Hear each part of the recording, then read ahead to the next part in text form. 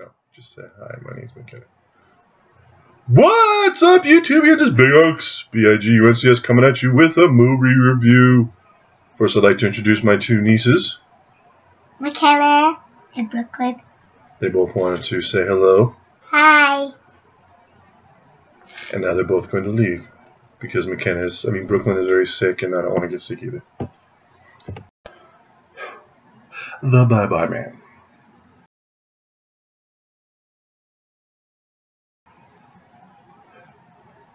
I've mentioned this before in my videos. I'm not a huge fan of watching trailers.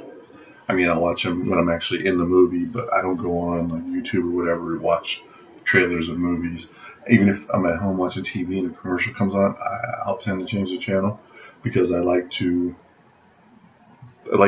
be surprised in the movie, let's say.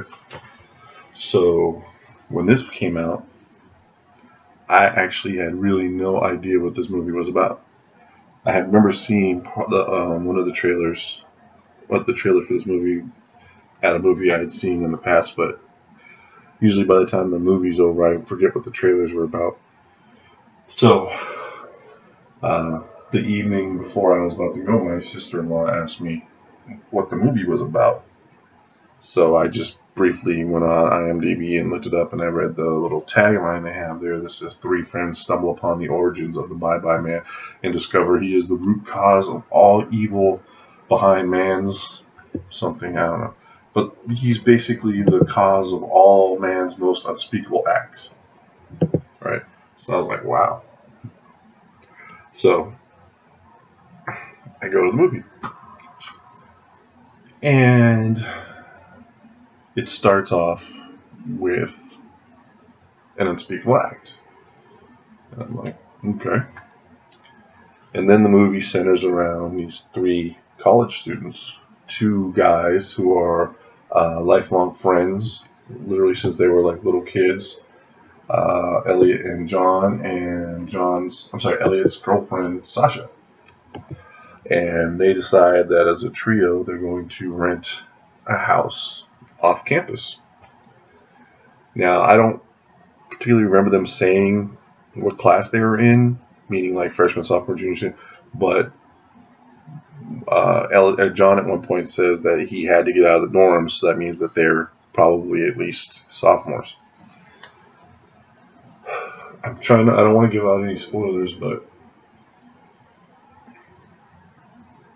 they do not in any way give the origins of the Bye-Bye Man.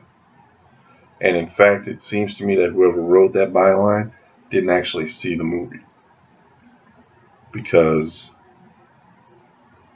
when the movie starts and we see this act of, this unspeakable act take place, it takes place in like the 60s. And then we skip ahead to like today. And in the movie, God,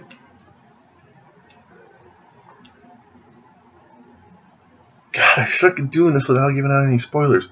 Okay, I'm just gonna say the movie is not bad.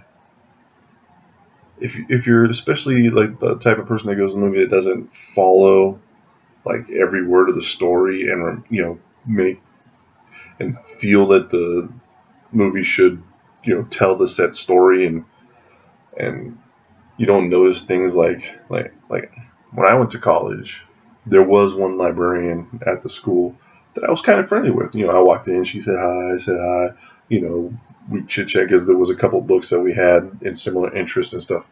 But I at no point had her home phone number. And I at no point in my phone had her phone number in there under her last name. If I had, let's say, gotten to the point where I was good friends with the librarian, it would say librarian so-and-so. And in this movie, this kid who appears to be speaking to a librarian for the first time has her home phone number in his phone because she calls him and he's like, "Oh, Mrs. Husband, how you?" So there's little things like that throughout the movie that you're like, what? But I liked the idea. I did not like the way it was completed. They had decent character development. Like I said, the story is okay if you're not one of those people that pays attention to the details. Um, what I tend to do is I see movies for what they can be as opposed to for what they are sometimes. Like that whole part where the librarian calls him, he's like, "Oh, it's like like that like leaves my head so that it doesn't cloud the movie with the fact that what college student has." And I'm not talking about like a librarian that's like in her 20s or something. I'm talking like a 50-year-old librarian, and this guy's like 19, 20. So admittedly, there are a lot of problems with this film, but it's fairly original, fairly. But there's just so much stuff that they don't explain.